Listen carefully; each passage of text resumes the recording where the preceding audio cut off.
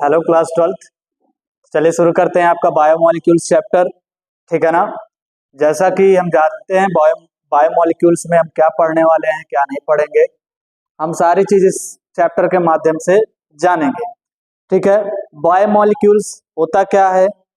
ठीक है। तो मतलब जो लिविंग ऑर्गेनिज्म में मॉलिक्यूल्स पाए जाते हैं उनको बायोमोलिक्यूल्स कहा जाता है। जैसे कि कार्बोहाइड्रेट हो गए, कार्बोहाइड्रेट एक लिविंग ऑर्गेनिज्म के अंदर पाया जाता है। जैसे हमारे अंदर कार्बोहाइड्रेट पाया जाएगा, सारी चीज शुगर वगैरह सब कुछ रहता है। ठीक है ना, पहले से। तो इसमें प्रोटीन रहता है, विटामिन रहता है। इस चैप्टर में यही सारी चीजें पढ़ेंगे। ठीक है ना। तो कार्बोहाइड्रेट किसे कहते हैं? तो पहले इसमें पहले इसमें बायोमोलिक्यूल्स में पहले क्या आता है? कार्बोहाइड्रेट आता है। ठीक है ना। कौन आता है? कार्बोहाइड्रेट आता है। कार्बोहाइड्रेट किसे कहते हैं पहले ये बात कर लेते हैं, फिर इसका क्लासिफिकेशन के बारे में बात करते हैं। कार्बोहाइड्रेट किसे कहते हैं? तो कार्बोहाइड्रेट एक पॉलीहाइड्रोक्सी पॉलीहाइड्रोक्सी क्या है? एक कंपाउंड है। पॉलीहाइड्रोक्सी एक कंपाउंड है जो हाइड्रोलिसिस करने पर या तो कीटोन देगा या तो एल्डिहाइड देगा। जो हाइड्रोलिसिस करने पर क्या देगा? कीटोन देगा या तो एल्डिहाइड देगा। ठीक है ना। मतलब कि अगर हम हाइड्रोलिसिस करवाएं और उसमें हमको कौन सा बॉन्ड ये सीओ कंपाउंड मिल जाए या सीएचओ कंपाउंड मिल जाए तो वो क्या कहलाएगा? हमारा कार्बोहाइड्रेट कहलाएगा। ठीक है ना। मैंने क्या कहा कि जब हाइड्रोलिसिस कराने पर कीटोन मिले, एल्डिहाइड कंपाउंड मिले तो उसको हम कार्बोहाइड्रेट कहते हैं। ठीक है ना। अब देखिए कार्बोहाइड्रेट का क्लासिफिकेशन करते हैं। तो कार्बोहाइड्रेट की क्लासिफिकेशन करते हैं तो फर्स्ट इज मोनोसैकेराइड। फर्स्ट को पहले क्या बोला जाता है? मोनोसैकेराइड बोला जाता है। दूसरे को ओलिगोसैकेराइड, थर्ड इज पॉलीसैकेराइड। सबके नाम पे सबकी मीनिंग छिपी हुई है। ठीक है ना। मोनो का मतलब होता है सिंगल, मोनो का मतलब होता है वन या सिंगल। तो जब हाइड्रोलिसिस करने पर या जिसको हम हाइड्रोलाइज और नहीं कर सकते, जो एकदम सिंपल फॉर्म में पाया जाता है, जो जिसकी केवल एक ही यूनिट होती है, एकदम सिंपल फॉर्म में पाया जाता है, तो उसे मोनोसैकेराइड कहते हैं। क्या कहते हैं? मोनोसैकेराइड कहते हैं। मैंने क्या बताया? जिसको हाइड्रोलाइज करने पर या सिंगल यूनिट ऑफ सैकेराइड केवल हो उसे मोनोसैकेराइड बोला जाता है। सैकेराइड किसे बोलते हैं? कार्बोहाइड्रेट को सैकेराइड भी बोलते हैं। कार्बोहाइड्रेट को क्या बोलते हैं? सैकेराइड भी बोलते हैं। तो क्लासिफिकेशन कर रहे हैं, पहले मोनोसैकेराइड हो गए, जब सिंगल यूनिट ऑफ सैकेराइड होगा तो मोनोसैकेराइड हो जाएगा। जब 2 से 10 तक यूनिट ऑफ मोनोसैकेराइड निकलेंगे, मतलब जैसे मतलब क्या है? सुक्रोज है। सुक्रोज को जब हमने हाइड्रोलाइज्ड किया, इसमें ग्लूकोज भी आया और फ्रक्टोज भी आया। तो 2 मॉलिक्यूल ऑफ क्या है? मोनोसैकेराइड। क्या है ये? मोनोसैकेराइड। तो इस तरह 2 मॉलिक्यूल आ गए था। जब 2 से 10 तक रहेंगे मोनोसैकेराइड तो उसे ओलिगोसैकेराइड। जब 2 से 10 तक रहते हैं उसे ओलिगोसैकेराइड कहते हैं। जब मोर देन 10 हो जाते हैं तो उसे पॉलीसैकेराइड। ये आपके एग्जाम पॉइंट ऑफ व्यू से जो चैप्टर है बहुत ही इंपॉर्टेंट है, तो आप ध्यान से पढ़िए इसको। ठीक है। तो मैंने बताया सारी चीजें आपको क्लियर हो गई। एग्जाम्पल में मोनोसैकेराइड में ग्लूकोज हो गया, फ्रक्टोज हो गया, ओलिगो में सुक्रोज हो गया। क्यों सुक्रोज? क्योंकि सुक्रोज का जब हम करेंगे हाइड्रोलाइज तो ग्लूकोज और फ्रक्टोज में आएगा। ठीक है ना। तो जब 2 से 10 तक यूनिट ऑफ सैकेराइड निकले, 2 से 10 तक यूनिट सैकेराइड निकले तो ओलिगो, जब मोर देन 10 हो जाता है तो पॉली। ठीक है। इतनी बात समझ में आई? कोई दिक्कत?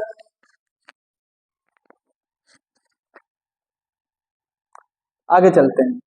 रिड्यूसिंग शुगर किसे कहते हैं? नॉन रिड्यूसिंग शुगर किसे कहते हैं? रिड्यूसिंग शुगर इरेज करना पड़ेगा।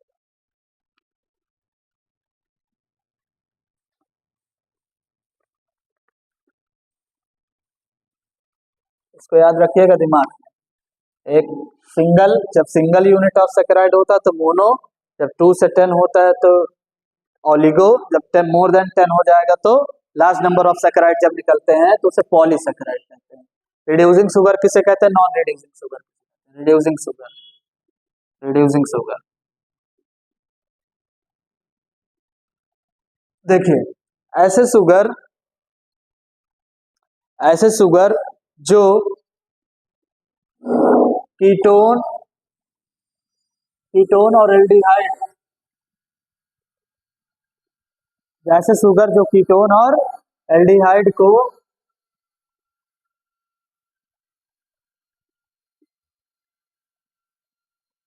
इसमें कीटोन और एल्डिहाइड फ्री होते हैं, कहने का मतलब ये है कि जिसमें कौन सा सॉल्यूशन, फेलिंग सॉल्यूशन और टॉलरेंस रिएजेंट काम करते हैं। एक तरीके से समझ जाइए इसको, अगर ध्यान से आपको नहीं आता होगा फेलिंग सॉल्यूशन टॉलरेंस रिएजेंट, तो एक तरीके से क्या होता है कि जो एल्डिहाइड को पता कौन करता है, कीटोन को कौन पता करता है, तो इनके माध्यम से हम पता कर सकते हैं, इनके माध्यम से हम पता कर सकते हैं। तो जिसमें एल्डिहाइड और कीटोन फ्री होते हैं, फेलिंग सॉल्यूशन या टॉलरेंस रिएजेंट के माध्यम से हमें पता चल जाता है कि इसमें कीटोन है कि एल्डिहाइड है, तो उसे रिड्यूसिंग शुगर कहा जाता है। नॉन रिड्यूसिंग शुगर किसे कहा जाता है, जिसमें ये फ्री नहीं होते, मतलब जो फेलिंग सॉल्यूशन और टॉलरेंस रिएजेंट के माध्यम से नहीं पता चल पाता है क्या कौन सा शुगर है क्या नहीं, उसे नॉन रिड्यूसिंग शुगर कहा जाता है। जैसे सुक्रोज हो गया, स्टार्च हो गया, सेलुलोज हो गया, वो नॉन रिड्यूसिंग शुगर है, ठीक है ना। एक रिड्यूसिंग शुगर हो गया, एक नॉन रिड्यूसिंग शुगर हो गया, नॉन रिड्यूसिंग शुगर, ठीक है ना। रिड्यूसिंग शुगर क्या कहा मैंने कि जो एल्डिहाइड और कीटोन में फेलिंग सॉल्यूशन और टॉलरेंस रिएजेंट काम कर जाए वो रिड्यूसिंग शुगर होता है, इसमें काम नहीं करता वो नॉन रिड्यूसिंग शुगर होता है, ठीक है। इन विच कीटोनिक और aldehydic groups are free and are capable of reducing Fehling solution और Tollens reagent are known as reducing sugar. In which non reducing sugar का क्या है, कार्बोहाइड्रेट इन विच एल्डिहाइडिक और ketonic group are bonded and are not capable of reducing Fehling और Tollens reagent, ठीक है ना, उसको नॉन रिड्यूसिंग शुगर कहा जाता है। ठीक, अब बात करते हैं मोनोसैकेराइड में, थोड़ा मोनोसैकेराइड को अच्छे से और डिटेल में पढ़ते हैं। तो मोनोसैकेराइड में पहला मोनोसैकेराइड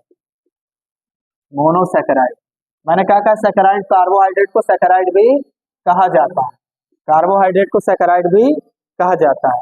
मोनो क्या होता है, मोनो जब सिंगल यूनिट ऑफ सैकेराइड होता है जिसको और फर्दर हाइड्रोलाइज्ड नहीं किया जा सकता, उसको क्या कहते हैं, मोनोसैकेराइड कहते हैं, ठीक है। क्या कहते हैं, मोनोसैकेराइड कहते हैं, ठीक।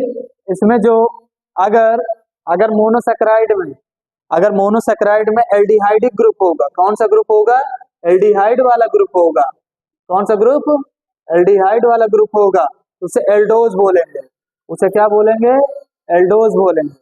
जिसमें कीटोनिक ग्रुप होगा, इधर देखो, जिसमें एल्डिहाइड ग्रुप होगा उसे एल्डोज बोलेंगे, जिसमें कीटोनिक ग्रुप होगा उसे कीटोज बोलेंगे, क्या बोलेंगे, कीटोज बोलेंगे। जिसमें एल्डिहाइड ग्रुप होगा उसे एल्डोज, जिसमें कीटोनिक ग्रुप होगा उसमें उसको कीटोज। एल्डिहाइडिक ग्रुप क्या होता है, CHO होता है, अभी मैंने आपको बताया C डबल बॉन्ड वो H लगा रहा है तो वो एल्डिहाइडिक ग्रुप है, और CO वो कीटोनिक ग्रुप है, कीटोज और एल्डोज, ठीक है, कोई दिक्कत। तो पहला आता है हमारा ग्लूकोज, क्या आता है, ग्लूकोज।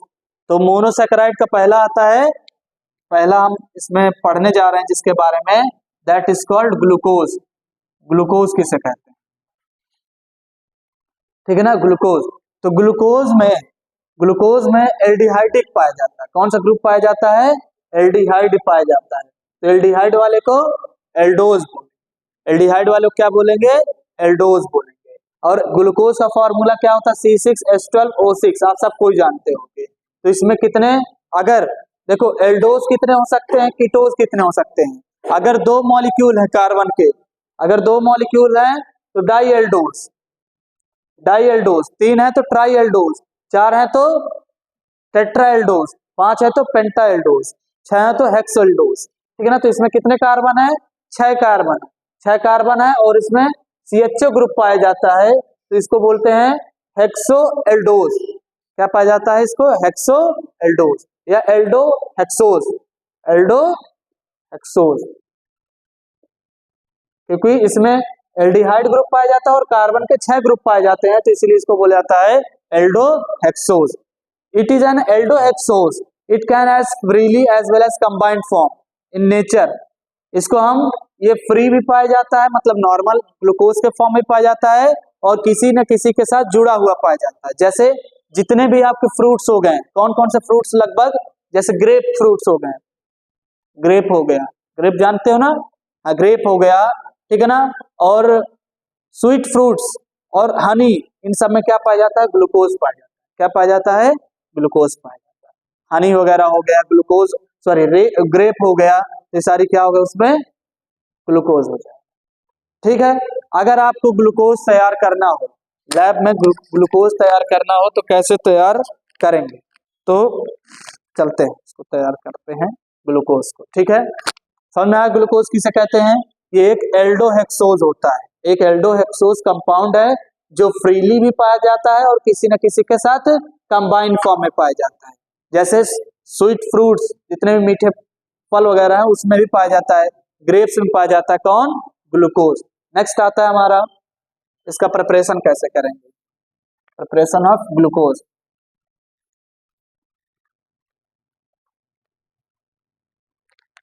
ग्लूकोज का प्रिपरेशन कैसे करेंगे,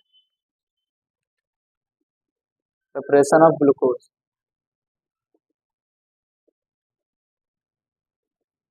इसको आप लोग लिखोगे, प्रिपरेशन ऑफ ग्लूकोज।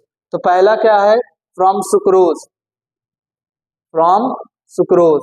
सुक्रोज मतलब अभी आपको सुक्रोज दे दिया जाए, सुक्रोज कहने का मतलब ये आपको गन्ना दे दिया जाए, गन्ने से आपको क्या एक तरीके से शुगर बनाना हो, क्या बनाना हो, शुगर बनाना हो, तो कैसे बनाएंगे, तो आप आसानी से गन्ने से शुगर आसानी से बनाया जा सकता है। ठीक है ना, इसको बनाते भी हैं। जैसे glucose can be easily obtain in laboratory by the hydrolysis of alcoholic solution of cane sugar. अगर हम क्या कराएंगे, सुक्रोज का हाइड्रोलाइज करवाएंगे, सुक्रोज का हाइड्रोलाइज करवाएंगे, हाइड्रोलाइज मतलब वाटर, हाइड्रोलाइज मतलब वाटर से रिएक्शन करवाएंगे, किसका, सुक्रोज का, सुक्रोज का हम वाटर से रिएक्शन करवाएंगे तो जो मिलेगा दैट इज कॉल्ड ग्लूकोज, उसको क्या कहेंगे, ग्लूकोज कहा जाता है। ठीक है ना, देखिए तो इसका सुक्रोज का फॉर्मूला क्या होता है, जस्ट डबल कर दीजिए, ग्लूकोज का जस्ट डबल कर दीजिए। ग्लूकोज में 6 कार्बन, देखिए ग्लूकोज में कितने कार्बन, 6 कार्बन, H12O2 C6H12O6, ठीक है ना, इसका जस्ट डबल करते जाइए, कार्बन 6 है तो 12 कर दीजिए, इसका जस्ट डबल 24 नहीं हो, खैर 22 होगा, ठीक है ना, C12H22O11, ये क्या होगा हमारा, सुक्रोज हो जाएगा। ठीक है नहीं 12 नहीं, O11 होता है, इसको हम सुक्रोज कहते हैं, इसको क्या कहते हैं, सुक्रोज। ठीक, इसका हम हाइड्रोलाइज करा रहे हैं, मतलब वाटर के साथ रिएक्शन करवा रहे हैं, किसके प्रेजेंस में, H प्लस एसिड H2SO4 ले लें, HCl ले लें, इनके प्रेजेंस में करवाएंगे, H प्लस इसीलिए लिख दिए, ठीक है ना, ऐसे एसिड जो H प्लस आए, जैसे HCl हो गया, मैंने HCl को ले लिया, कोई दिक्कत इतने में नहीं। तो ये क्या करेगा, ये 12 मॉलिक्यूल ऑफ कार्बन है, ये 6 मॉलिक्यूल ऑफ कार्बन में टूट जाए, कितने में टूट जाएंगे, 6 मॉलिक्यूल ऑफ कार्बन में टूट जाएंगे, तो C6H12O6 प्लस C6H12O6, इसमें ये टूट जाएंगे। ठीक है ना, तो ये जो आपका आया ये क्या है, ग्लूकोज है, क्या ये ग्लूकोज, ये फ्रक्टोज है। फ्रक्टोज ग्लूकोज को आसानी से हम पढ़ेंगे, लेकिन इतना समझ लीजिए अभी ये ग्लूकोज है और ये फ्रक्टोज है। तो हम शुगर, हम किससे, केन शुगर, गन्ने से हम आसानी से क्या बना लिए हैं, चीनी बना ली है, शुगर बना ली, केन शुगर से हमने शुगर बना लिया है, ग्लूकोज बना लिया, सॉरी ग्लूकोज बना लिया। ठीक है, कोई दिक्कत, ये था। अच्छा ये सुक्रोज, सुक्रोज है ना, तो ये कितने दे रहा है, ये कितने मॉलिक्यूल दे रहा है, 2 मॉलिक्यूल, कितने मॉलिक्यूल दे रहा है, 2 यूनिट ऑफ सैकराइड दे रहा है कि नहीं, ये भी सैकराइड, ये भी सैकराइड, तो 2 यूनिट ऑफ सैकराइड दे रहा है, तो यानी ये क्या होगा, मोनोसैकराइड की डाइसैकराइड की, हाँ डाइसैकराइड, डाई यानी ओलिगोसैकराइड। समझ आ रहा है कि नहीं, ये कितने यूनिट दिया, 2 यूनिट दिया, अगर सिंपल देता तो मोनोसैकराइड, खैर मोनोसैकराइड को हम हाइड्रोलाइज्ड नहीं करा पाते हैं, तो इसको क्या कहते हैं, ओलिगोसैकराइड, सुक्रोज। ठीक है ना, क्योंकि 2 यूनिट ऑफ मोनोसैकराइड दिया। ठीक है, अब आगे आता है स्टार्च। स्टार्च क्या है, स्टार्च, स्टार्च, स्टार्च, स्टार्च का फॉर्मूला क्या होता है, इसमें कितने नंबर ऑफ भी क्या रह सकते हैं, मतलब ज्यादा नंबर ऑफ, तो C6H12O6 तो होते ही होते हैं, साथ में इतना कितना भी तुम नंबर ऑफ मॉलिक्यूल्स बढ़ा सकते हो, ठीक है ना। तो n नंबर ऑफ मॉलिक्यूल्स हैं तो तुम्हें NH2O से रिएक्ट भी करवाना पड़ेगा, मतलब नंबर ऑफ वाटर की मात्रा भी ज्यादा रखनी पड़ेगी, समझ रहे हो। अगर इसको तुम H+ एसिड से रिएक्ट करवाओगे ही करवाओगे तो जो निकलेगा वो भी क्या निकलेगा, ग्लूकोज निकलेगा, C6H12O6। समझ में आ गया। ग्लूकोज का प्रिपरेशन कर लोगे कैसे किया जाता है, ठीक है, इन लैब मेथड। ग्लूकोज का प्रिपरेशन आसानी से हम लैब मेथड में कर सकते हैं। पहला आ गया हमारा कौन सा मेथड, पहला हमारा आ गया केन शुगर। केन शुगर की मदद से हम, केन शुगर की मदद से यानी गन्ने की मदद से हम आसानी से ग्लूकोज बना सकते हैं। क्या करवाएंगे, उसको वाटर के साथ रिएक्ट करवा देंगे, HCl एसिड ले लेंगे या तो H2SO4 ले लेंगे, तो जो निकलेगा ग्लूकोज और फ्रक्टोज निकलेगा। दूसरा क्या है हमारा, स्टार्च है। स्टार्च में नंबर ऑफ मॉलिक्यूल्स कितने भी कार्बन हो सकते हैं, तो नंबर, तो इसलिए यहाँ N लिखा है, N लिखा है तो NH2O भी लेना पड़ेगा। जब इसको करना पड़ेगा तो ये ग्लूकोज आ जाएगा जो आसानी से हमको प्राप्त हुआ, ठीक है। और कितने number of glucose, N number of glucose भी मिलेंगे, कोई निर्धारण नहीं है कि कितने, एकदम फिक्स, ठीक है। तो ये एक तरीके क्या है, स्टार्च हमारा क्या हो जाएगा भाई, ये नंबर ऑफ कितने, ये 2 से 10 तक दे रहा है, जब कई देते हैं तो किसको क्या कहते हैं, नहीं, मैंने कहा सिंगल यूनिट ऑफ सैकराइड देगा या सिंगल यूनिट ऑफ शुगर देगा तो मोनो, 2 दिया तो ओलिगो, जब n नंबर ऑफ मतलब ज्यादा दिया तो वो पॉलीसैकराइड। कौन सैकराइड, पॉलीसैकराइड, ये पूछ रहा था मैं, ठीक है ना। तो n number of molecules of glucose दिए तो इसको पॉलीसैकराइड का, ठीक है। कोई दिक्कत, आगे बढ़े, चलते हैं आगे। स्ट्रक्चर ऑफ ग्लूकोज, ग्लूकोज का स्ट्रक्चर देखते हैं।